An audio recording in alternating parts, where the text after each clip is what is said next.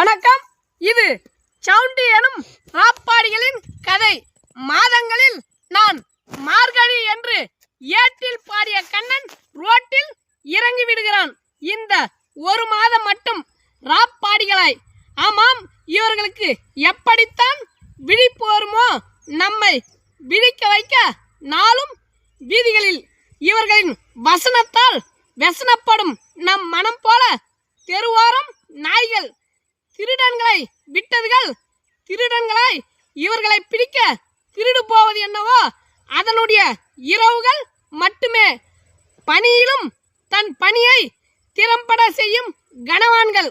காசு இல்லை என்றாலும் கடமையை செய்யும் தனவான்கள். மாச கடைசியில் இவர்களின் கைகளிலும் பைகளிலும் புரளும் 5-10 அரிசியும் பருப்புமாய். இப்போது எங்கேயும் இல்லை இந்த சவுண்டி எனும் ராப்பாடிகள். ஏனென்றால் கிராமம் நகரமாக